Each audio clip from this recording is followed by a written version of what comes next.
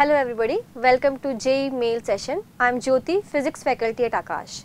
Today we will be taking the topics of work, power and energy.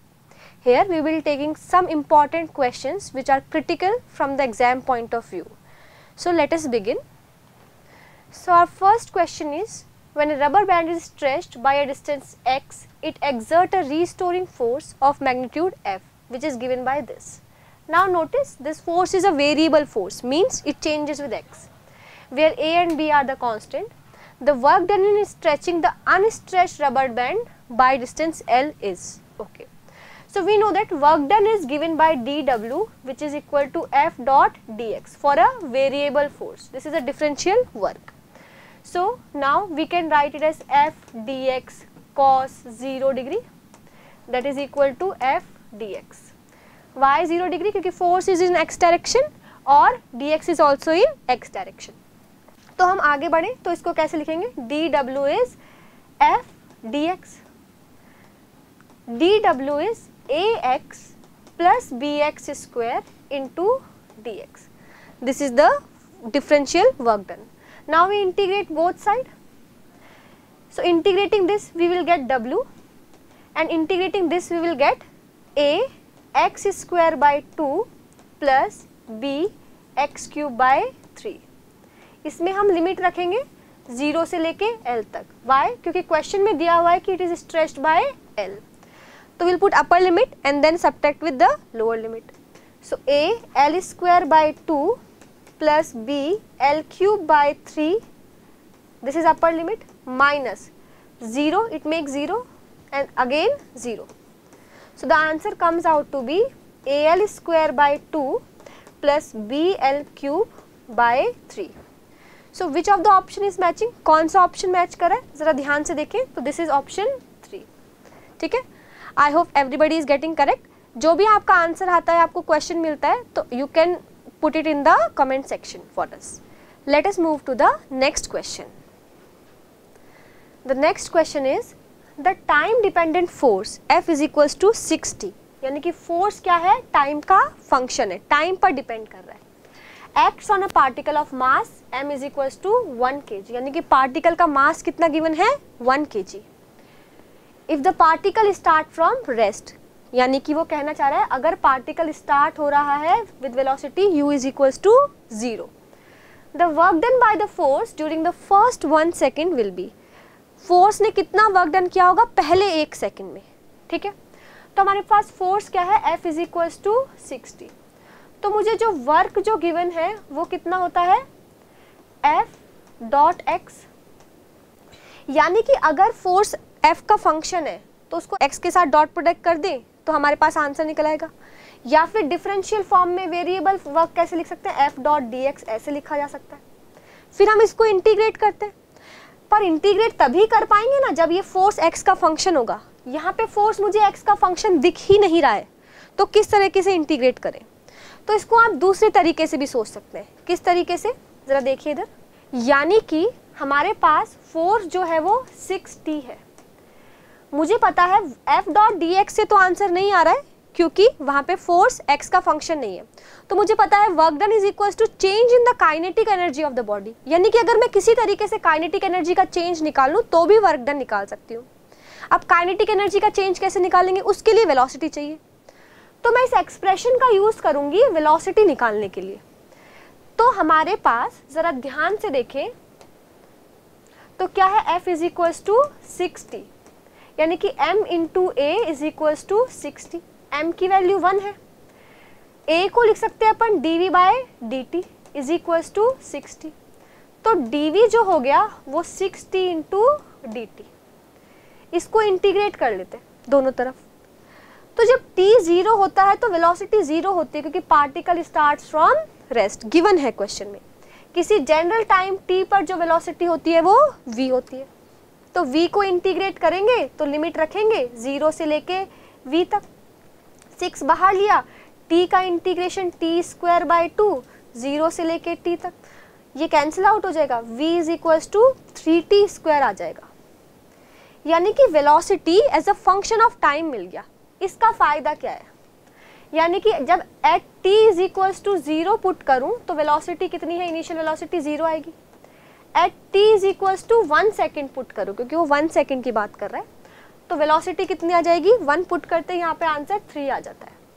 मुझे work निकालना है तो मैं उसको चेंज इन काइनेटिक एनर्जी की फॉर्म में भी लिख सकती हूँ, यानी कि final kinetic energy minus initial kinetic energy, यानी कि half M we square minus half M you square. एक काम करते हैं, हाफ एम कॉमन ले लेते हैं, v की वैल्यू कितनी है 3 स्क्वायर माइनस 0 स्क्वायर,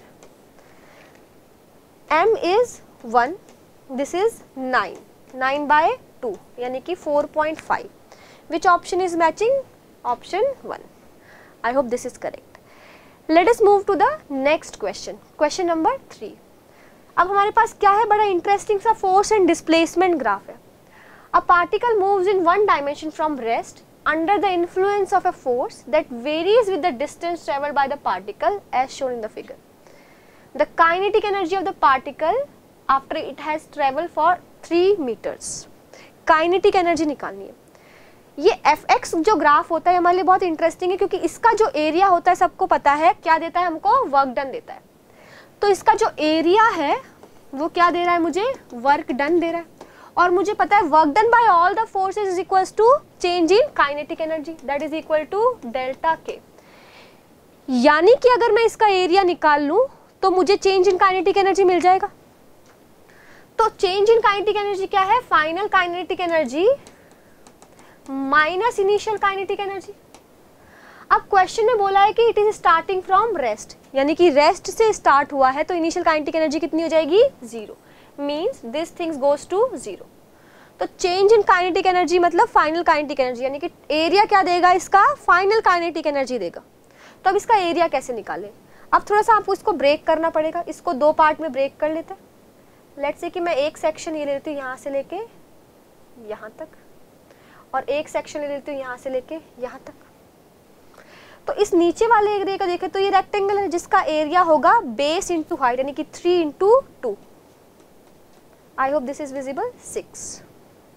और ये एक ट्राइंगल है, ट्राइंगल का एरिया होता है हाफ बेस इंटू हाइट, यानी कि half base is this 2, not it's 1 and this is 1 into 1, that is 0.5। तो टोटल एरिया कैसे लिखे, this area plus this area, यानी कि 6 plus 0.5, that comes out to be 6.5 joules. कौन सा ऑप्शन मैच कर रहा है, ऑप्शन 4। आई होप आप कमेंट सेक्शन में डाल रहे हैं, this is matching with your answer. Let us move to the next question. हमारा अगला क्वेश्चन है, a uniform cable of mass m and length l is placed on a horizontal surface such that 1/nth part is hanging below the edge of the surface। यानी कि कहने का मतलब क्या है, हमारे पास एक हॉरिजॉन्टल सरफेस है, उसके ऊपर ऐसे एक चेन रखी हुई है, और इस चेन का कुछ पार्ट नीचे हैंग है। कितना पार्ट, 1/nth, यानी कि कितनी लेंथ है, l by n लेंथ नीचे होगी, और कितना मास नीचे है, यानी कि m by n मास नीचे होगा। 1/nth पार्ट है ना, तो उतना ही पार्ट नीचे की तरफ होगा। अब वो बोल रहा है to lift the hanging part of the cable up to the surface the work done should be. यानी कि इस सारी की सारी चेन को ऐसे ऊपर लेके आना है, तो कितना वर्क करना पड़ेगा। हमारे पास एक बहुत इंपॉर्टेंट थ्योरम है, work energy theorem, which state work done by all the forces is equals to change in kinetic energy. यानी कि work done by all the forces is equals to change in kinetic energy. यहाँ पर भी kinetic energy 0 है, और इसको जब यहाँ पे लेके रख दिया तो इसकी फाइनल काइनेटिक एनर्जी भी 0 है, यानी कि चेंज इन काइनेटिक एनर्जी तो 0 है। अब वर्क कौन कर रहा है, एक तो वो फोर्स जो इसको ऊपर खींच के लेके आ रहा है, यानी कि कोई एक्सटर्नल फोर्स, प्लस एक ग्रेविटी भी वर्क कर रही है। और कौन वर्क कर रहा है, एक इस पे नॉर्मल रिएक्शन फोर्स भी लग रहा होगा, and that is equal to change in kinetic energy which is 0। अब ये नॉर्मल रिएक्शन फोर्स को देखिए, वो तो हर एक पार्ट पे ऐसे लग रहा होगा ऊपर की तरफ, और डिस्प्लेसमेंट इधर की तरफ हो रहा है, तो क्या उसका वर्क डन 0 हो जाएगा, हाँ, तो दिस गोज टू 0। तो अपने पास बचा क्या, work done by external force plus work done by gravity. Work done by external force और वर्क डन बाय ग्रेविटी कितना होता है, that is the negative of change in potential energy and that is equal to 0। तो work done by the force is equals to change in the potential energy. अब कितना change in potential energy होगा, यानी कि final minus initial निकालना है। अब potential energy निकालने के लिए मुझे कोई रेफरेंस डिफाइन करना पड़ता है। तो लेट्स से हम एक काम करते हैं, हम इस लेवल को ही, यानी कि इस हॉरिजॉन्टल लेवल को ही रेफरेंस डिफाइन कर लेते हैं। तो जब फाइनल पोजीशन है तो सारी की सारी चेन इस हॉरिजॉन्टल लेवल पे आ गई, यानी कि final potential energy is equals to 0, यानी कि ये चीज़ तो 0 हो गई है। अब इनिशियल पोटेंशियल एनर्जी कैसे निकालें? इनिशियली देखें तो इस वाले पार्ट की पोटेंशियल एनर्जी तो 0 है, बट इस वाले नीचे वाले पार्ट की कोई ना कोई पोटेंशियल एनर्जी होगी। वो कैसे निकालें? ये सारा का सारा हैंगिंग पार्ट इसके सेंटर पर कंसंट्रेटेड माना जा सकता है। ये टोटल लेंथ L/N है, तो ये लेंथ कितनी हो जाएगी, L/2N हो जाएगी। तो ये इतना मास इतनी डेप्थ पर लोकेटेड माना जा सकता है। तो अगर हम लिखना चाहें इनिशियल पोटेंशियल एनर्जी तो वो कैसे लिखेंगे, mgh, बट ये नेगेटिव होगी क्योंकि हम रेफरेंस के नीचे आ रहे हैं। तो negative of mass which is m/n into g, और h कितना है, कितनी डेप्थ पर है, विच इज L/2N। तो इनिशियल पोटेंशियल एनर्जी कितनी हो गई, negative of mgl divided by 2n²। तो अगर यहाँ पे वैल्यू पुट करें, this is 0 and negative of potential energy, तो वर्क डन आ जाएगा अपने पास mgl divided by 2 times of n²। कौन सा ऑप्शन मैच कर रहा है, ऑप्शन नंबर 3 मैच कर रहा है। I hope everybody is getting it correct. Let us move to the next question. It says an automobile of mass m accelerates starting from origin and initially at rest while the engine supplies the constant power. कहना क्या चाह रहा है, starting में वो x is equal to 0 से start कर रहा है और इनिशियली रेस्ट पर है। इसका इंजन इसको कांस्टेंट पावर सप्लाई करता है। The position of the particle as a function of time, यानी कि क्वेश्चन पूछना चाह रहा है x एंड t के बीच में रिलेशन, और मुझे गिवन क्या चीज है, पावर जो है वो क्या है, कांस्टेंट है। तो इसको कैसे डील करेंगे, मुझे पता है पावर जो होती है वो फोर्स इंटू वेलोसिटी होती है। फोर्स को लिख सकते हैं m इंटू ए इंटू वेलोसिटी। अब इसको हमें रिड्यूस करना पड़ेगा, मुझे टाइम चाहिए, तो कहीं ना कहीं मुझे टाइम का एक्सप्रेशन लाना पड़ेगा। तो मैं क्या करूंगी, a को dv/dt लिख दूंगी एंड दिस इज v। इस dt को इधर ले जाएं, p dt is equals to m v into dv।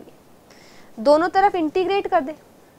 p constant है क्योंकि पावर कांस्टेंट दे रखी है तो बाहर आएगी, और m भी कांस्टेंट है, बाहर आएगा। लिमिट पुट कर लेते हैं जरा। t जब 0 होता है तो वेलोसिटी 0 होती है, क्वेश्चन में गिवन है ये वाली कंडीशन। किसी जनरल टाइम t पर जो वेलोसिटी है वो v है, तो p t की लिमिट रखी 0 से लेके t तक, और ये m v²/2 0 से लेके v तक। तो अगर इसको ध्यान से देखें तो this is pt equal to mv²/2, ये आ गया।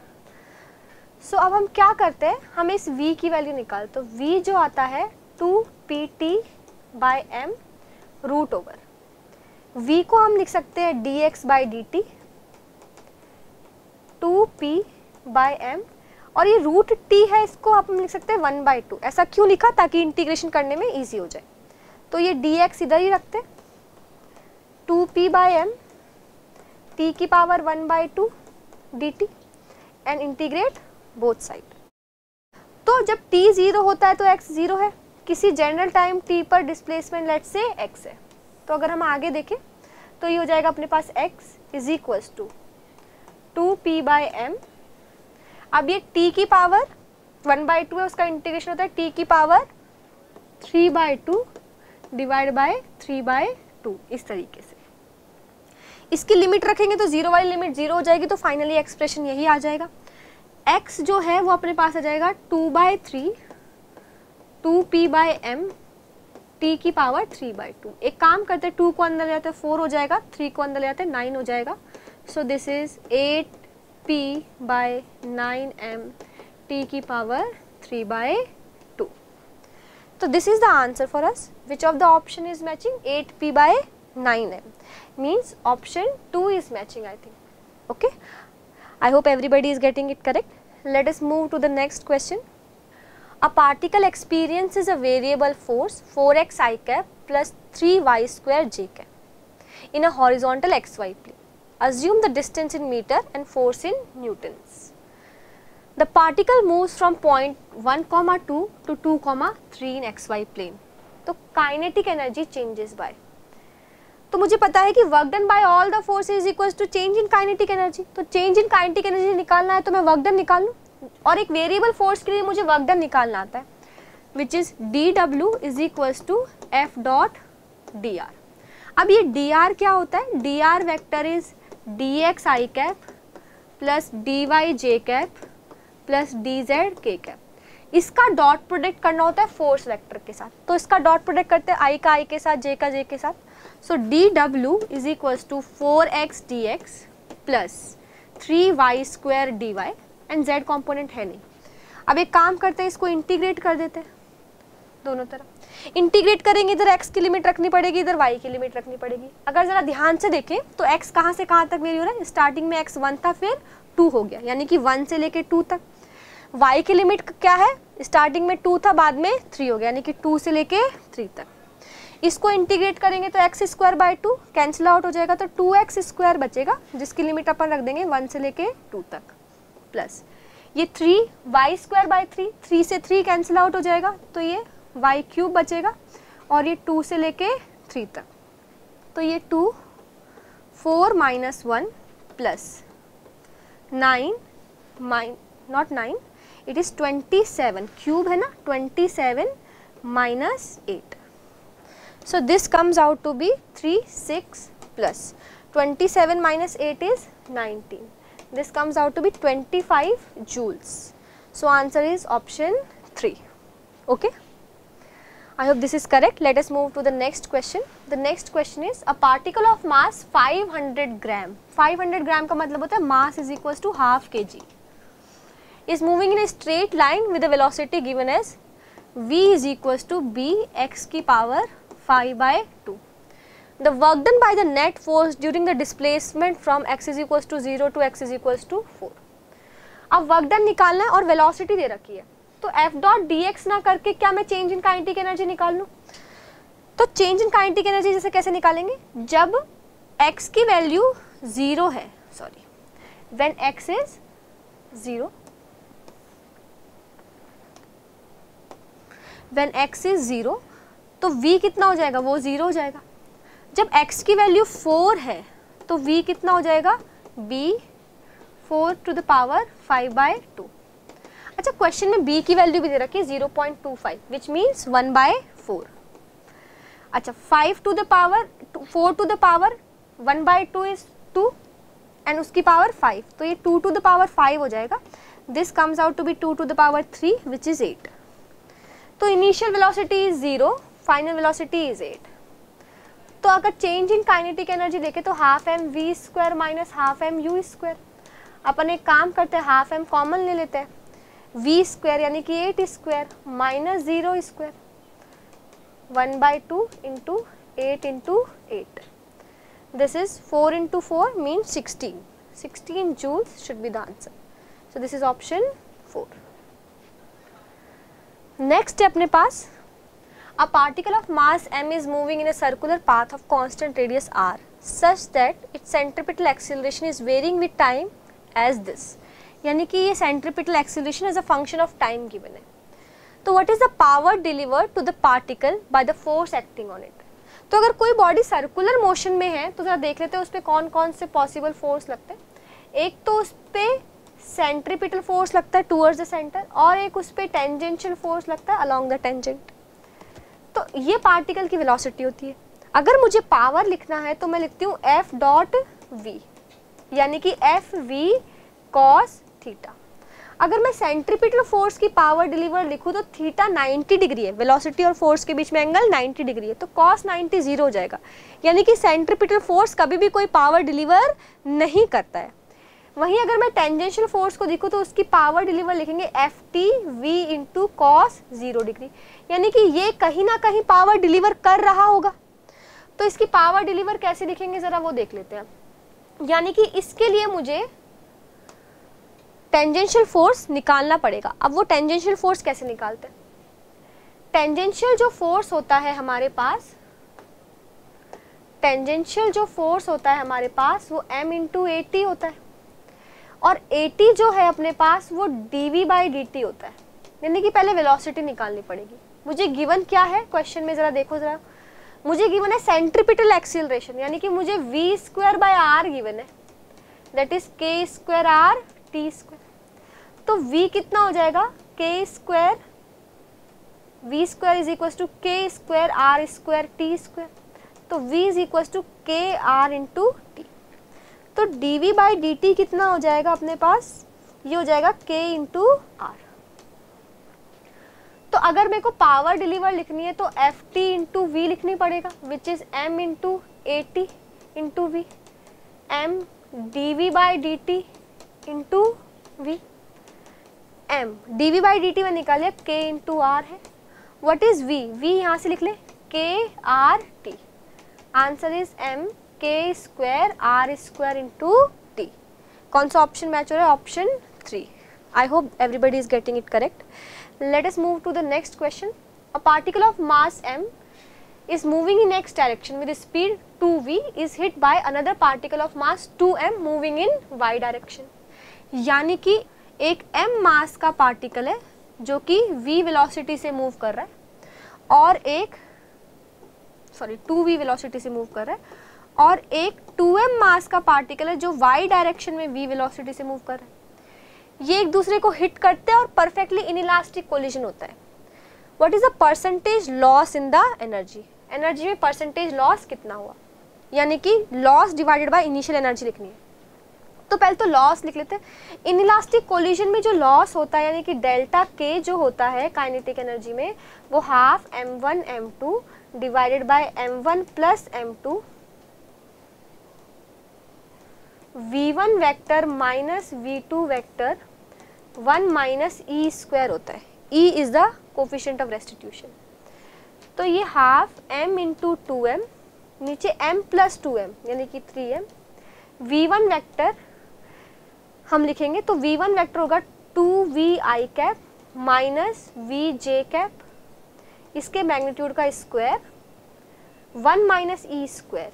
ई की वैल्यू 0 होती है इनइलास्टिक कोलिजन में, यानी कि अगर इसको ध्यान से देखें तो ये m कैंसिल आउट हो जाएगा, दिस इज m बाय 3। इसका मैग्नीट्यूड निकालेंगे, उसका स्क्वायर करेंगे तो this is 4v square plus v square यानी कि 5v स्क्वायर।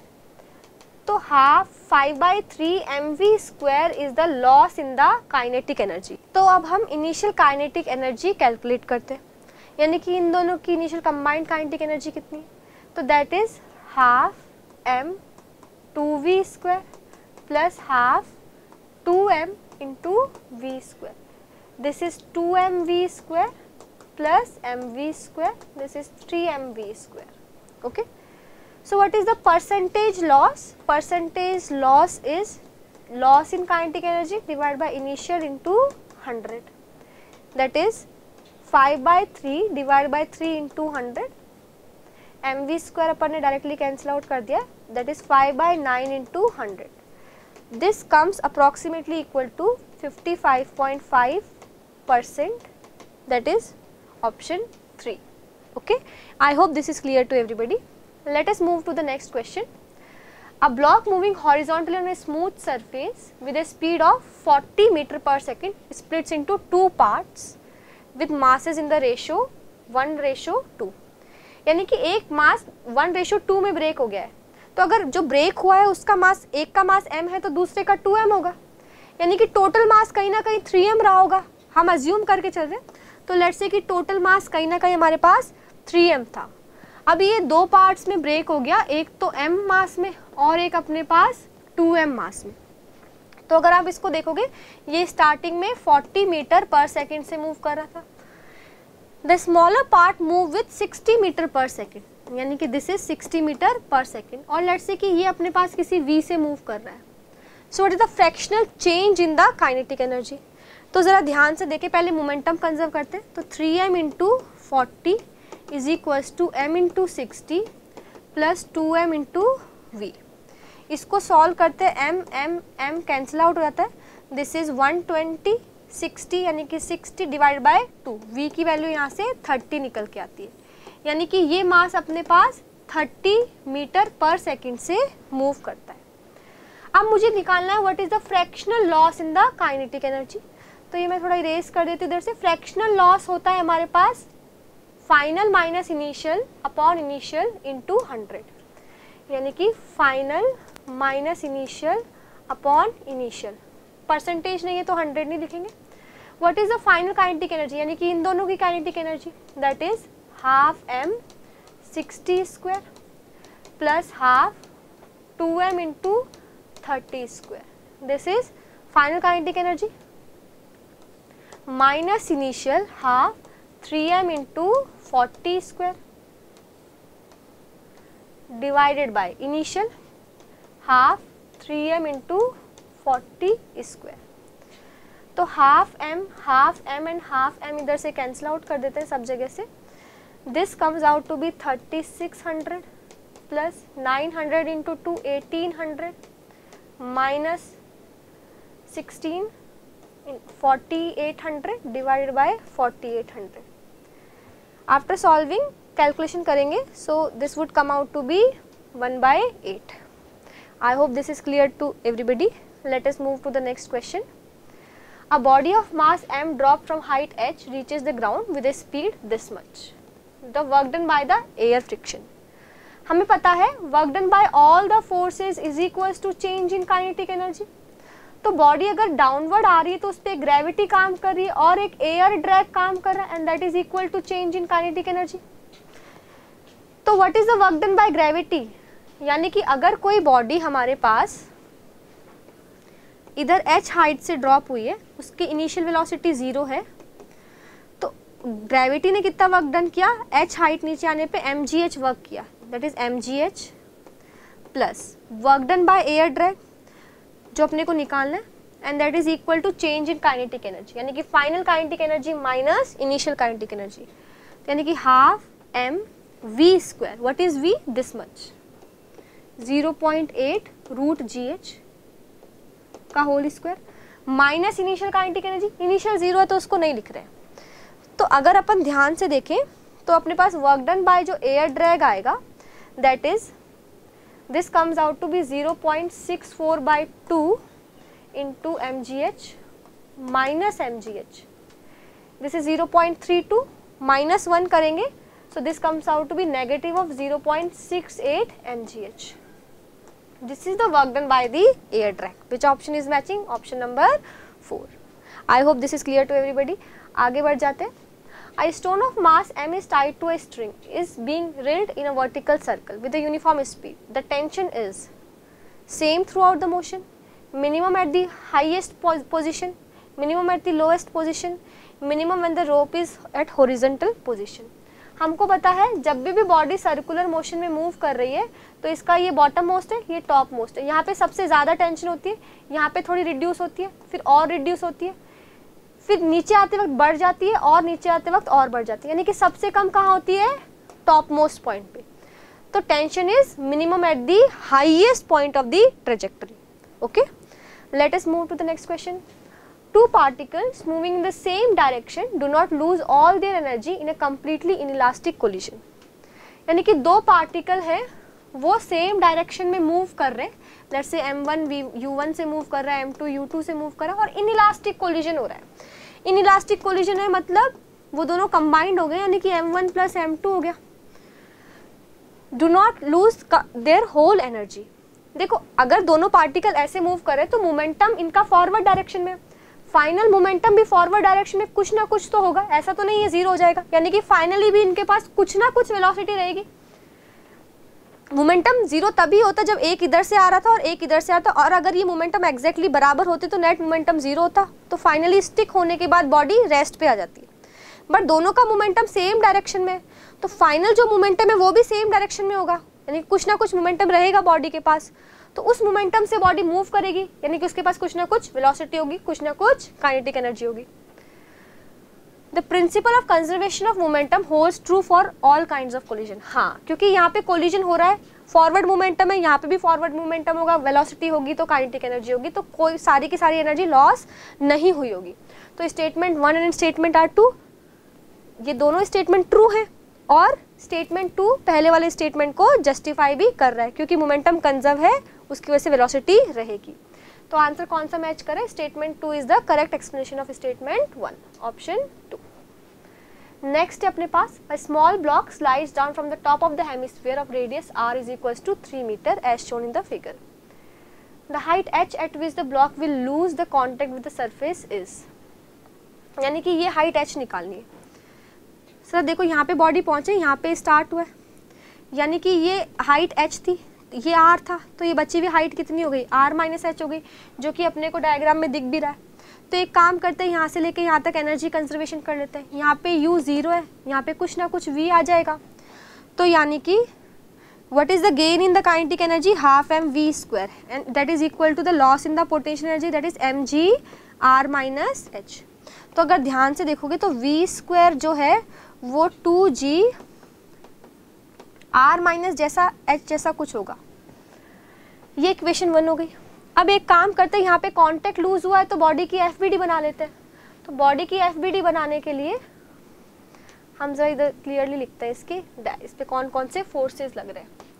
तो फोर्सेस बनाएंगे तो इधर की तरफ mg लगेगा, एक परपेंडिकुलरली ऐसे कुछ n लगेगा, और ये सर्कल में मूव कर रहा है तो इधर mv स्क्वायर बाय r भी लगेगा, सेंट्रीफ्यूगल कोई फोर्स। अब इस mg के कंपोनेंट कर लेते हैं, ये तो हो जाएगा mg cos थीटा और ये हो जाएगा mg sin थीटा।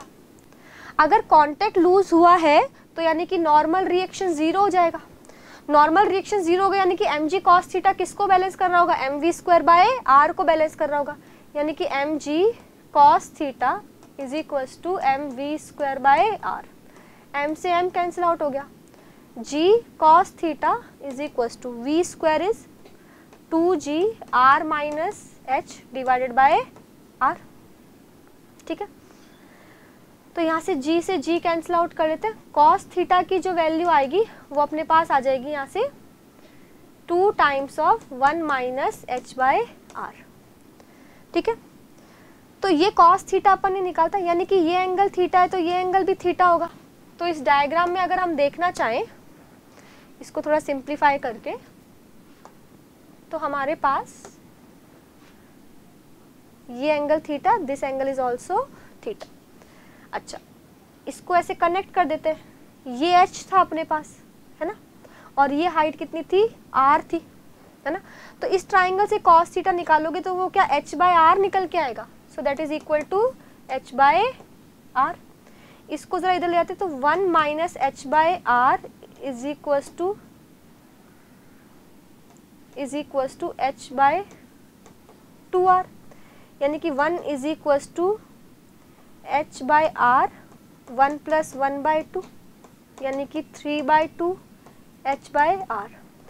तो h की वैल्यू हो गई 2r by 3, h is equal to 2r by 3। Let us move to next question. A ball of mass 100 grams यानी कि 0.1 kg is dropped from height h is equals to 10 centimeter यानी कि 0.1 metre on a platform fixed on the top of a vertical spring as shown। इस platform के मास के बारे में कुछ नहीं बोला तो इस प्लेटफॉर्म का मास नहीं कंसीडर करेंगे, और बोल रहे हैं कि जब ये गिरता है तो बॉल स्टिक हो जाती है इसके साथ और ये कितना कंप्रेस होता है, फर्दर h/2 कंप्रेस हो जाता है। ठीक है, तो अपने को निकालना है स्प्रिंग कांस्टेंट कितना है, यानी कि पोटेंशियल एनर्जी कितनी लॉस हुई पहले वो देख लेते हैं, यानी कि h प्लस h/2 यानी कि 3h/2। तो what is the loss in the gravitation potential energy, यानी कि mg इंटू 3h/2। और वो कन्वर्ट किस में हो गई? काइनेटिक में तो कन्वर्ट हुई नहीं, यहाँ पे भी काइनेटिक 0 थी, यहाँ पे भी काइनेटिक 0 थी, तो वो लॉस जो पोटेंशियल एनर्जी में था वो गया कहाँ? वो कहीं ना कहीं स्प्रिंग की पोटेंशियल एनर्जी में स्टोर हो गया। स्प्रिंग की पोटेंशियल एनर्जी कितनी होती है? हाफ के एक्स स्क्वायर, यानी कि हाफ के एक्स की वैल्यू कितनी है? h/2 का स्क्वायर। अब इसमें हमें वैल्यूज पुट करनी है, m है अपने पास 0.1 into 10 into 3, h is 0.1 divide by 2, half के h स्क्वायर, यानी कि 0.1 इंटू 0.1, 2 इंटू 2, तो ये इससे कैंसिल आउट हो जाएगा, एक ये 0.1 इससे कैंसिल आउट हो जाएगा, ये 2 इससे कैंसिल आउट हो जाएगा, तो अपने पास बचा क्या, अगर ज़रा ध्यान से देखें तो 3 इज इक्वल्स टू के, दिस इज 40, 2 और ऊपर से ये कैंसिल आउट ऐसे होगा, दिस इज 40, तो k की वैल्यू आ जाएगी अपने पास 120, सो आंसर आ जाएगा अपने पास 120. Okay, I hope this is clear. Let us move to the last and the final question of physics section.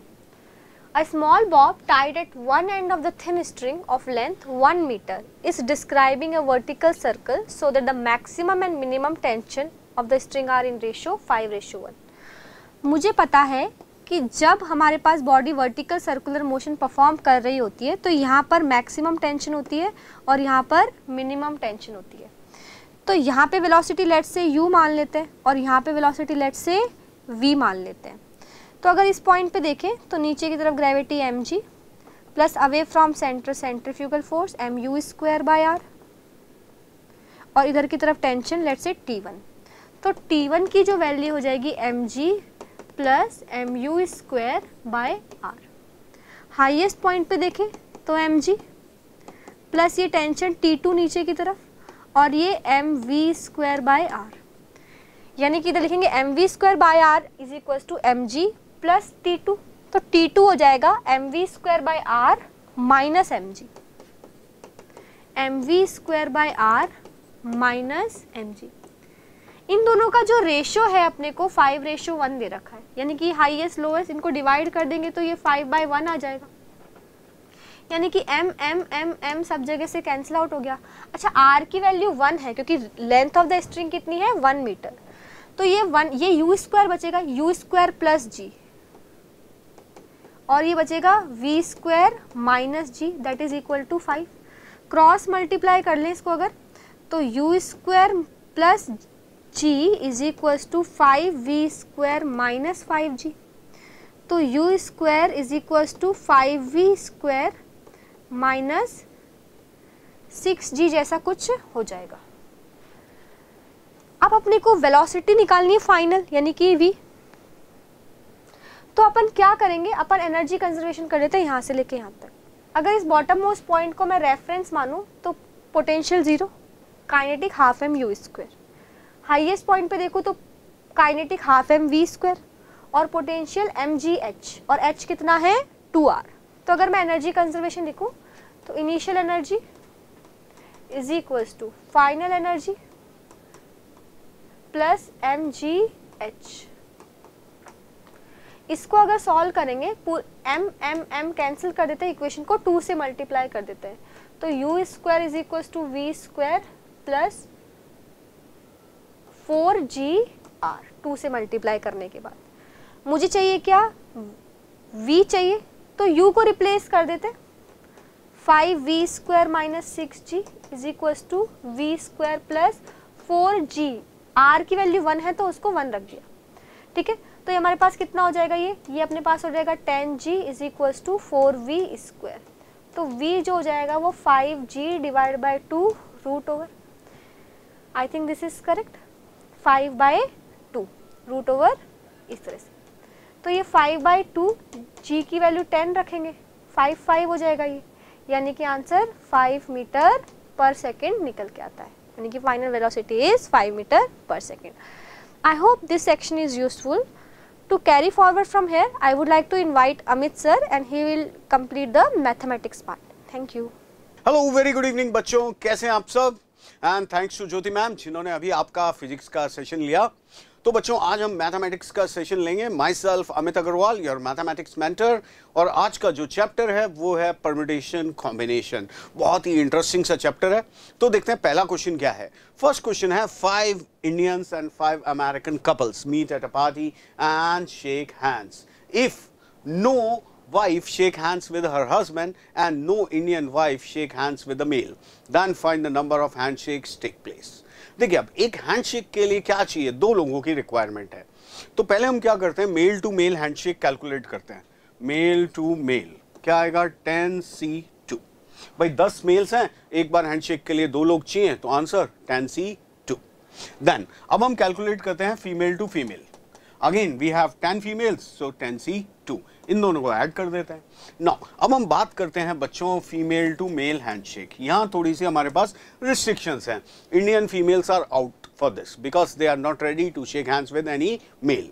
So how many females we have now, 5, and that too now American female ने बोल दिया है कि भाई मैं अपने husband से हाथ नहीं मिलाएंगे, तो अब उनके पास हाथ मिलाने के लिए कितने चॉइस हैं, 9। तो हमारा आंसर 5C1 into 9C1। तो आंसर आया बच्चों 45 प्लस 45 प्लस 45 कितना आ गया, 135। तो जल्दी से मुझे चैट बॉक्स में लिख के बताओ भाई किस किस का आंसर 1 आ गया। ओके चलिए देखते हैं, नेक्स्ट क्वेश्चन की तरफ मूव करते हैं। नेक्स्ट क्वेश्चन है, a closet has 5 pair of shoes. भाई एक अलमारी में 5 जोड़ी जूते रखे हैं।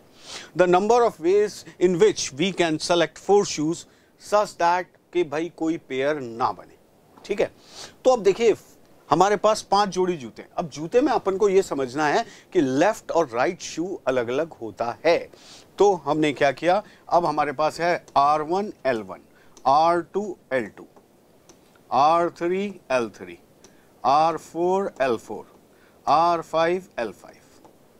तो मैं क्या करूं, मुझे भाई 4 जूते चाहिए, लेकिन वो चारों अलग अलग जोड़ी से होने चाहिए। तो पहले हम क्या करते हैं बच्चों, 4 जोड़ी सेलेक्ट करते हैं। तो हमने 5C4 वे से 4 जोड़ी सेलेक्ट की। ठीक है, अब हम एक जोड़ी के पास गए तो वहां पर कितने शूज हैं अपने पास, 2, R1 L1। तो अब हमें यहां से कितने शू लेने, 1, तो इंटू 2। ऐसा मुझे चारों जोड़ी के लिए करना है, तो 2 रेज़ टू पावर 4।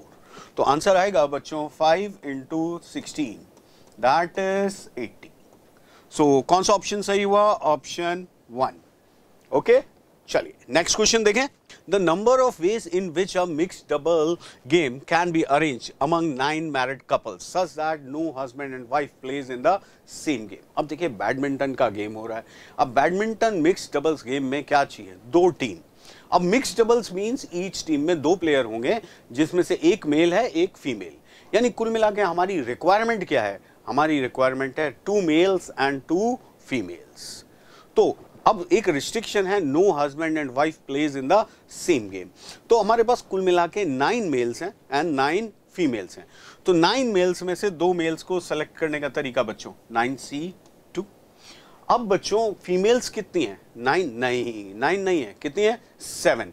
क्योंकि जो 2 लोग हमने लिए अब उनकी वाइफ को हम सेलेक्ट नहीं कर सकते।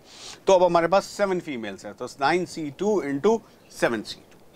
कितने बच्चों का ये आंसर आ गया, जल्दी से बताओ। ठीक है, अब देखो यहां पे छोटी सी बात और है, जनरली बच्चे क्या करते हैं, इतना ही करके छोड़ देते हैं। देखो नहीं, अब मान लीजिए हमने 4 प्लेयर्स जो सेलेक्ट किए हैं वो हैं M1 M2 W3 W4। अब इनकी हमें क्या करना है, टीम भी बनानी है। टीम बनाएंगे तो कैसे टीम बन सकती है, एक टीम बन सकती है M1 W3 और दूसरी टीम M2 W4, या ऐसा हो सकता है M1 W4 and M2 W3। तो हमें अपने आंसर को किससे मल्टीप्लाई कर देना चाहिए, 2 से। तो अब देखिए अब हमारा आंसर क्या आता है, 9C2 हो जाएगा 36, ये 21 into 42। तो कुल मिलाकर क्या आया, into 2, sorry, this is 2, so 36 into 42 should be our answer। so हमारा आंसर आ जाएगा 1512। कौन सा ऑप्शन सही हुआ, ऑप्शन 3। ओके चलिए नेक्स्ट क्वेश्चन देखें। नेक्स्ट क्वेश्चन क्या है, a group comprise of 5 boys and girls. Okay, if the number of ways in which a team of 3 students can be selected। भाई 5 लड़के हैं एंड लड़कियां, इनसे हमें टीम बनानी है, कितने बच्चों की, 3 बच्चों की। लेकिन अब उसमें एटलीस्ट एक बॉय और एक गर्ल तो होना चाहिए। तो भाई एक बॉय एक गर्ल है, तो नेक्स्ट जो बच्चा है वो या तो गर्ल होगा या बॉय होगा। तो हमने 2 केस बनाए, 2 बॉयज 1 गर्ल, या बच्चों 1 बॉय 2 गर्ल्स। तो बच्चों 2 बॉयज सेलेक्ट करने का तरीका 5C2 into NC1 या हम बोल सकते हैं 5C1 into NC2 is equal to दिया है 1750 यानी 1750। अब देखिए इसको सॉल्व करें तो आएगा 10n plus 5 n minus 1 by 2 is equals to 1750। इसको थोड़ा सिंप्लीफाई करते हैं, 5 से डिवाइड कर देते हैं और 2 से मल्टीप्लाई कर देते हैं, तो यहाँ आएगा 4n plus n square minus n is equals to 700। So we have n square plus 3n minus 700 is equals to 0। ये क्वाड्रेटिक है, सॉल्व कर सकते हो, सॉल्व करोगे तो n की जो पॉजिटिव वैल्यू आएगी वो आएगी 25। ऑल्दो एक और वैल्यू आ रही है -28, बट ऑब्वियसली n कभी -28 नहीं हो सकता, so number of girls should be 25। तो ऑप्शन 1 चैट में लिखो, बताओ जल्दी से किस किस का ऑप्शन 1 आया। ओके चलिए नेक्स्ट क्वेश्चन देखते हैं क्या है बच्चों। ये बहुत ही प्यारा क्वेश्चन है, बहुत ही अच्छा क्वेश्चन है। देखो 12 guest are invited at a dinner party and they are to be seated around a circular table. Suppose that master and mistress of the house have fixed seats opposite to one another. Now there are two specified guests. अब भाई 2 guest आए हैं, उन्होंने कहा कि नहीं भाई हम दोनों तो एक साथ ही बैठेंगे, तो नंबर ऑफ वेज बताना है हमें। अब देखिए फील ऐसी आती है कि ये क्वेश्चन है सर्कुलर परम्यूटेशन का, लेकिन बच्चों ये सर्कुलर परम्यूटेशन का क्वेश्चन नहीं है। क्यों? देखिए सर्कुलर परम्यूटेशन में अगर किसी की भी सीट फिक्स हो गई तो बस खेल खत्म, ये लीनियर परम्यूटेशन हो जाएगा। यहाँ पर मास्टर और मिस्ट्रेस की सीट फिक्स्ड है तो हमें घूमना नहीं है। तो देखो बच्चों, एक मास्टर और मिस्ट्रेस तो यहाँ बैठ गए, ये मान लिया हस्बैंड, ये उनकी वाइफ। अब यहाँ पर 6 सीट्स यहाँ बना देते हैं हम और 6 कुर्सियाँ यहाँ लगा दी। अब जो 12 लोग आए वो यहाँ 6 कुर्सियों पे बैठेंगे, 12 कुर्सियों पे। लेकिन अब ये समझना है कि सबसे पहले हमें जो लोग प्रॉब्लम क्रिएट कर रहे हैं, 2 स्पेसिफाइड गेस्ट आए हैं, उनके लिए हमें क्या करना है, पहले उन्हें अरेंज करना है। अब उन्होंने डिमांड रखी है कि हम एक साथ बैठेंगे, तो भाई एक साथ बैठोगे तो किधर बैठोगे? अब तो ये टेबल 2 टुकड़ों में बट गई, इधर या इधर। तो first of all they will select a side, so 2C1 ways से वो एक साइड सेलेक्ट करेंगे। नाउ अब इस साइड पे कितनी कुर्सियां हैं? 6। उन्हें कितनी चाहिए? 2। नहीं भाई 2 कंसेक्यूटिव चाहिए, 2 कंसेक्यूटिव चाहिए।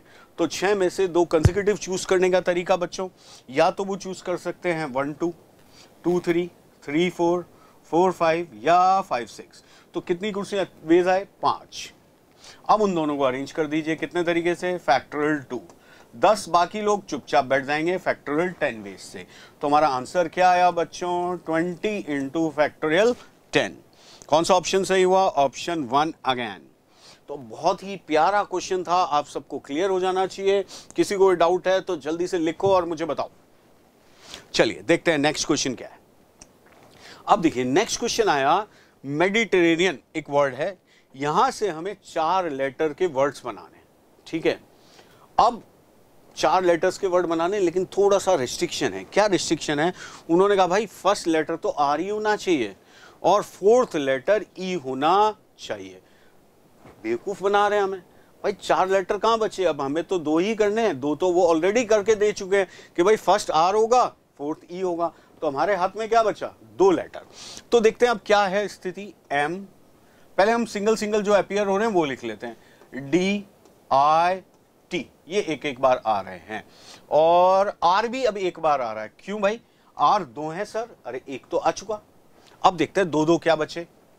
देखिए ई 2 बार आएगा, फिर बच्चों 2 ए हैं और हमारे पास 2 एन है, ठीक है। ई 3 थे, एक ऑलरेडी आ चुका, आर एक ऑलरेडी आ चुका। अब हमें क्या चाहिए? 2 लेटर्स। तो पहला केस क्या बनेगा? बोथ सेम, और दूसरा केस बोथ डिफरेंट, ठीक है। अब दोनों सेम है तो ऑब्वियसली हम इन तीनों में से किसी को लेंगे, तो 3C1। अरेंज करने का तरीका एक ही होगा, तो इंटू 1 लिख सकते हो आप। नाउ अब आपको चाहिए बच्चों 2 डिफरेंट लेटर्स। डिफरेंट कितने लेटर्स हैं हमारे पास? 1 2 3 4 5 6 7 8। तो हम लिख देते हैं 8C2 into factorial 2। So we are getting 3 and 56. So our answer is 59. Option 4. I guess it should be clear to you all. Okay, so moving on to the next question. देखिए, अब फिर से मैंने कॉम्बिनेशन से एक सवाल लिया है।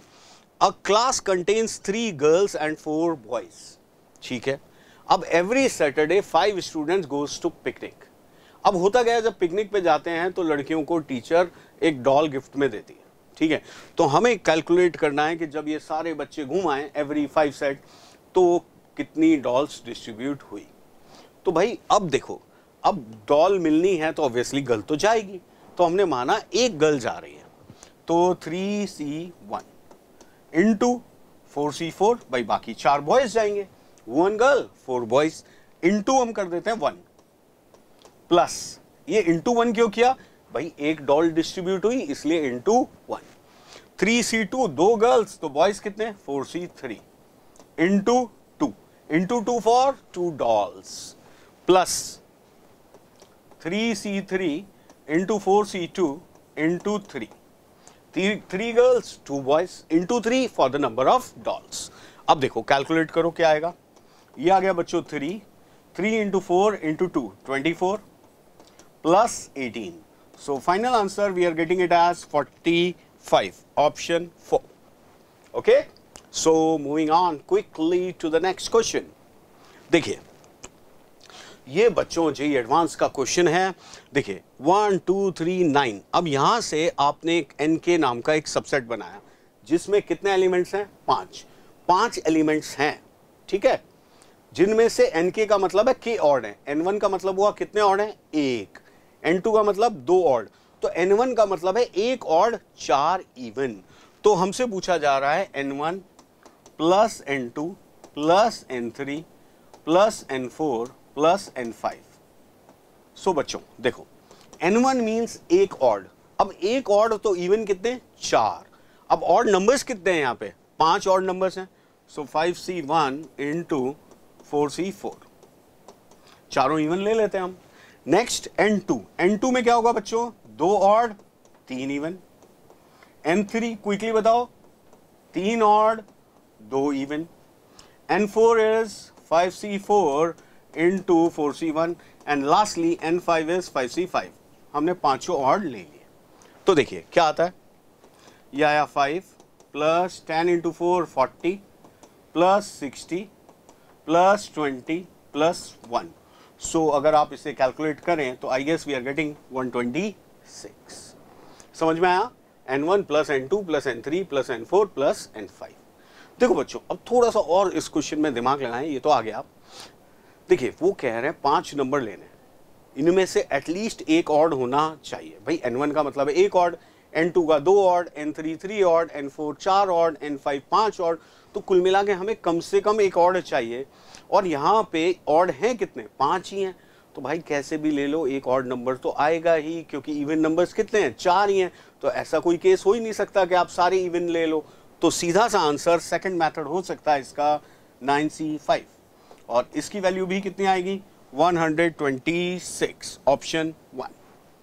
Clear by both the methods. Okay, चलिए देखिए नेक्स्ट क्वेश्चन। अब देखिए, a firm of chartered accountants in Mumbai has to send 10 clerks to 5 different companies. ठीक है, 5 डिफरेंट कंपनीज में उन्हें अपने क्लर्क्स भेजने हैं, हर कंपनी में 2 क्लर्क्स जाएंगे। 2 of the companies are in Mumbai and 3 are outside. भाई 2 कंपनी मुंबई में, 3 आउटसाइड में। अब क्या होता है, जब भाई हम जॉब करते हैं तो किसी की पर्सनल चॉइसेस भी होती हैं, तो 2 of the clerks wants to prefer to work in Mumbai और 3 others wants to prefer work in outside Mumbai. तो हमें चाहिए कि ये किस तरह से ये प्रोसेस कंप्लीट हो सकता है, find the number of veg.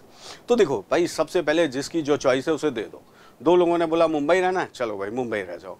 3 लोगों ने बोला मुंबई से बाहर जाना है, भेज दो। तो हमारे पास कितने लोग बचे, 5। अब 5 में से मुंबई में कितने और चाहिए, 2, तो 5C2। पहले हम मुंबई का काम कर लेते हैं। अब मुंबई में 2 लोग हमने छांटे, 2 ऑलरेडी हैं, 4 लोग। अब 4 लोगों को हमें 2 कंपनीज में भेजना है, 2-2, तो क्या होगा, division in groups. Very good. So factorial 4 by factorial 2 का whole square by factorial 2 into factorial 2। ये हो गया डिवीजन ग्रुप्स के लिए, ये हुआ उनका डिस्ट्रीब्यूशन के लिए। अब भाई बाहर के लिए 3 लोग बचे, तीनों अपने आप चले जाएंगे। तो बाहर के लिए 6 लोग इकट्ठा हो चुके हैं, तो उनको भेजना है। तो again division in groups, factorial 6 by अच्छा इनटू करेंगे, यहाँ पर प्लस नहीं होगा, मल्टीप्लाई, ठीक है। फैक्टरल 2 का whole cube, factorial 3 into factorial 3। Let's simplify this, 5c2 आएगा 10, यहाँ पे factorial 2 cancel, factorial 4 24, 24 by 4 6 into, अब बच्चों ये कैलकुलेट करें तो फैक्टरल 3 कैंसिल हो गया, 720 upon 8 that is 90। So final answer 5400। So this was integer type, जिसका आंसर होगा 5400। Okay, next question. So in an examination there are 5 multiple choice questions with 3 choices। देखिए 5 क्वेश्चन है, हर क्वेश्चन में 3 ऑप्शन है, जनरली 4 होते हैं, यहाँ पर 3 ऑप्शंस हैं। अब प्लस सही करने पर +3 मिल रहा है और गलत करने पर -2 और ना करने पर 0। अब हमें चाहिए कि उस बच्चे को टोटल कितने मार्क्स मिल जाए, 5, ठीक है। अब देखो मैंने माना कि वो 5 सही कर दे, भाई 5 सही करेगा तो कितने मार्क्स मिल जाएंगे, 15, ये तो हमारा चॉइस नहीं है। चलो भाई आगे बढ़ते हैं, 4 सही कर देगा तो 12, अब एक गलत या एक छोड़ भी दिया तो भी हम 10 के आसपास पहुंच रहे हैं, ये भी नहीं पहुंच रहा, हमें तो 5 पे जाना है। तो हमने माना 3 सही है, अब 3 सही है तो कितने मार्क्स मिलेंगे, 9। अब 9 3 सही किए तो 2 गलत करने पड़ेंगे, तो -4 हो गया, 5 मार्क्स आ गए। यानी बच्चों कितना आसान सा क्वेश्चन हो गया, यानी we have to do 3 correct and 2 wrong. अब 5 क्वेश्चंस में से 3 सही करने हैं, तो एक सवाल आया भाई कौन से 3, तो हमने क्या किया 5C3, 3 क्वेश्चन हमारे सही हो गए। अब सही करने के कितने तरीके, एक ही तरीका होता है, तो इंटू 1 का क्यूब। नो, अब गलत करना है, गलत करने के लिए कितने ऑप्शंस है भाई, टोटल 3 है, एक सही है, तो गलत करने के लिए कितने ऑप्शंस है, 2, तो इंटू 2 का square, answer. So we have 10 into 4 that is 40। Clear, चलिए आगे मूव करते हैं, नेक्स्ट क्वेश्चन देखते हैं क्या है। 7 डिजिट का नंबर बनाना है using the digits 1 2 3 4 5 7 9 such that कि वो नंबर 11 से डिविजिबल हो। अब बच्चों 11 से डिविजिबिलिटी की कंडीशन क्या होती है, that sum of the digits at even places and sum of the digits at odd places का जो डिफरेंस है वो या तो 0 हो या 11 का मल्टीपल हो। यहाँ पे अगर हम इन सारे दिए हुए डिजिट्स का सम करें तो यार 31, तो देखो भाई डिफरेंस 0 तो आ नहीं सकता, तो हमने फोकस किया यार अब डिफरेंस 11 ले आते हैं। तो 11 डिफरेंस कैसे कैसे आ सकता है भाई, हमें पेयरिंग करनी पड़ेगी 4 और 3 की। तो देखो मैंने लिखा 1 2 3 4 सम 10 हो गया, तो इधर क्या आ जाएगा बच्चों 5 7 9, ठीक है। ये एकमात्र केस बन सकता है जब 3 नंबर्स का सम 21 आ जाए। अब हम देखते हैं 3 नंबर्स का सम 10 आए, तो मैंने लिया बच्चों यहाँ पर 1 2 7, 10 हो गया, तो जो बचे नंबर हैं वो चुपचाप यहाँ लिख देते हैं 3 4 5 9। अब मैंने लिया बच्चों 1 3 लेता हूं, तो 1 3 के साथ मुझे 6 चाहिए, है नहीं, तो 1 4 5, ठीक है। तो यहां पर क्या बचेगा अपने पास 2 3 7 9। चलो एक और ले लेते हैं 2 3 5, तो यहां क्या बचा 1 4 7 9। तो आप देख सकते हो 4 पॉसिबिलिटीज हैं, तो सबसे पहले 4 पॉसिबिलिटीज के लिए 4 लिख देते हैं। देन अब इन चारों को अरेंज करने का तरीका कितना होगा, फैक्टोरियल 4, और 3 को अरेंज करने का तरीका फैक्टोरियल 3, तो कुल मिला के आंसर आ गया 576। क्लियर, चलिए नेक्स्ट क्वेश्चन पे मूव करते हैं। देखिए there are 10 boys and 5 girls in a class. अब इनसे हमें 3 बच्चों का, 3 बॉयज और 3 गर्ल्स का एक ग्रुप बनाना है, लेकिन उसमें B1 और B2 साथ में नहीं होने चाहिए। तो देखो बहुत ही आसान सा कंसेप्ट होता है, पहले टोटल निकाल लो माइनस जब वो दोनों साथ में हैं। तो टोटल हमारे पास 10 बॉयज हैं, तो 10C3, अब 5 गर्ल्स हैं 5C3, ये आ गए total, minus when those 2 boys are selected. अब बॉयज तो हो गए सेलेक्ट 2, तो बॉयज कितने बचे अपने पास 8, कितने और लेने, एक और, minus 8C1 into 5C3। Simplify कर लो, ये आ जाएगा 120 into 10 minus 8 into 10. So finally we are getting 1120. Okay? I guess clear होगा सबको। चलिए नेक्स्ट क्वेश्चन देखिए, 15 players in a cricket team, 6 are bowlers, भाई 6 बॉलर्स हैं हमारे पास, और हमारे पास हैं 7 बैट्समैन एंड 2 विकेट कीपर। अब हमें टीम बनानी है 11 लोगों की, जिसमें कम से कम 4 बॉलर्स हों, ठीक है, और 5 बैट्समैन हो और 1 विकेट कीपर कंपलसरी है। तो यानी एक आदमी और हम कुछ भी ले सकते हैं। अब वो एक आदमी या तो बॉलर हो सकता है, या बैट्समैन हो सकता है, या विकेट कीपर हो सकता है। तो मैंने किया भाई पहले तो 4 बॉलर 5 बैट्समैन, तो विकेट कीपर कितने लेंगे हम? 2, ठीक है। या अब अपन कर लेते हैं 4 बॉलर्स 6 बैट्समैन 1 विकेट कीपर, ठीक है। अब 4 बॉलर्स तो हो गया, तो हम 5 बॉलर भी ले सकते हैं क्योंकि हमारे पास लिबर्टी है, बॉलर्स 5 अवेलेबल है। 1 विकेट कीपर लेना कंपलसरी है, 1 विकेट कीपर ले लो, तो बैट्समैन तो 5 ही लेने पड़ेंगे, ठीक है। ऐसे केसेस बना लीजिए, आसानी से क्वेश्चन हो जाएगा। तो देखिए 6C4 into 7C5 into 2C2, इधर क्या बनेगा बच्चों? 6C4 7C6 into 2C1, last में बनेगा 6C5 into 7C5 into 2C1। अब ये वैल्यूज कैलकुलेट करते हैं। देखिए 6C4 होगा 15, 7C5 होगा 21, तो और 2C2 1 होता है, तो 21 इंटू 15 करना है, ये आ गया 315। अब इधर देखें 6C4 15 इंटू 7 इंटू 2, 15 इंटू 7 कितना होगा? 105 इंटू 2 210। देन बच्चों 6C5 6, 7C5 होगा 7, 7C5 21 इंटू 2, यानी बेसिकली आ रहा है 42 इंटू 6 252। तो देखो बच्चों जब हम इनका एडिशन करते हैं तो बहुत प्यारा सा नंबर आया 777। ओके, तो आंसर होगा 777। चलिए नेक्स्ट क्वेश्चन देखिए, in how many ways 8 different toys can be distributed among 3 kids. Again ये केस और डिवीजन इन ग्रुप्स का क्वेश्चन हो गया, पहले केस बनाने पड़ेंगे। Such that each kid gets at least 1 toy, हर बच्चे को भाई नाराज नहीं करना, एक एक टॉय देना ही है। And no 2 kids gets the same number of toys. अच्छा, ये कंडीशन लगा दी कि भाई 2 बच्चों को सेम नंबर ऑफ टॉयज नहीं देने। And the youngest kid gets the maximum number of toys, छोटे बच्चे को खुश रखना है। तो पहले हम केस बनाते हैं, भाई क्या केस बन सकते हैं। तो पहला केस हो सकता है 1 3 4, एक केस हो सकता है 1 3 4, और एक केस क्या हो सकता है? एक केस हो सकता है 1 2 5, तभी ऐसा पॉसिबल है।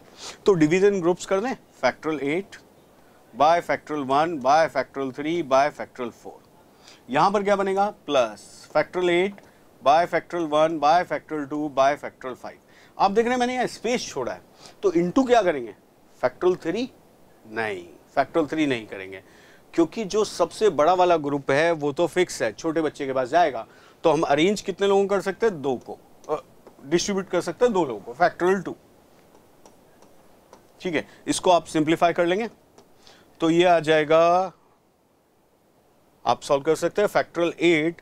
सो कैलकुलेट करें तो 8 इंटू 7 इंटू 5 ये बचा हमारे पास, इंटू 2, फैक्टोरियल 4 कैंसिल हो गया और फैक्टोरियल 3 होता है 6, ये कैंसिल हो गया। तो 8 इंटू 7 इंटू 10 कितना आ गया? 560 प्लस, अब इधर कैलकुलेट करो, इधर फैक्टोरियल 5 कैंसिल कर दोगे, 2 से 2 कट जाएगा, तो बचा क्या? 8 इंटू 7 इंटू 6, 8 इंटू 7 कितना होता है? 8 इंटू 7 हो गया 56, 56 इंटू 6 यह आ जाएगा 336, ठीक है। एडअप कर दो, हमारा आंसर आ गया 896। क्लियर? तो चलिए देखिए, हमने क्विकली बहुत सारे क्वेश्चंस कर लिए और अब हम आ गए लास्ट क्वेश्चन पे। तो चलिए देखते हैं क्या है। देखो भाई जेईई एडवांस टाइप क्वेश्चन है कि मैच द कॉलम का एक क्वेश्चन है, कॉलम ए में 6 क्वेश्चन है, कॉलम बी में 6 ऑप्शन है, हर क्वेश्चन का अपना एक आंसर है। अब वो कह रहे हैं कि भाई एक सही करोगे तो +2 मिलेगा और गलत करने पर -1। अटेम्प्ट करना जरूरी है, ऐसा नहीं कर सकते कि आप छोड़ दो। तो हमें चाहिए कि भाई बच्चे के नॉन नेगेटिव मार्क्स आए। नॉन नेगेटिव मतलब भाई 0 आए या पॉजिटिव मार्क्स आ जाए, ठीक है। तो देखिए, अब मैंने माना भाई उस बच्चे ने सारे सवाल सही कर दिए, तो 6C6 सारे सवाल सही हो गए, या 5 सवाल सही करे। अरे ऐसा हो सकता है क्या? 5 सही करे, 1 गलत कर दे, हो ही नहीं सकता। जब 5 सही करेगा तो छठा तो अपने आप सही हो जाएगा, तो ये वाला तो कोई केस बना ही नहीं। तो अब हमारे 4 सही करें, 6C4। अब बचे 2 क्वेश्चन, वो उन्हें गलत करने हैं। तो क्या याद आया, यानी अपना ऑप्शन नहीं लगाना। क्या याद आया, डिरेंजमेंट। तो 2 के लिए हम डिरेंजमेंट थ्योरम लगा देंगे। तो इनटू लिख देता हूं D2 प्लस 63, 3 सही किए और हमने कर दिए 3 गलत, तो भी हमारे मार्क्स कितने आएंगे, 3 सही करने पे मिलेंगे +2 यानी 6 नंबर और -3 3 नंबर अभी भी मिल रहे हैं। ठीक है, चलो नेक्स्ट केस देखते हैं। हमने 2 सही किए और 4 के लिए गलत कर दिया, तो हमारे मार्क्स आएंगे 0, यानी इसके बाद नेगेटिव आना चालू हो जाएगा। यानी या तो हमें 6 सही करने हैं, या 4, या 3, या 2। डिरेंजमेंट थ्योरम याद है, वेरी नाइस। तो बच्चों ये आया 1 + 15 इंटू D2 की वैल्यू 1, 20 इंटू D3 की वैल्यू 2, 15 इंटू D4 की वैल्यू 9। तो 1 + 15 + 40 प्लस ये आ गया 135। तो हमारा आंसर आया फाइनली 191। ओके, सो इस क्वेश्चन का आंसर हो जाएगा 191। So I hope all of you have enjoyed this session. ऐसे हम सेशन आपके लिए लाते रहेंगे। जेईई मेल का नेक्स्ट सेशन में हम फिर से मिलते हैं। तब तक के लिए thank you, good night, take care of yourself.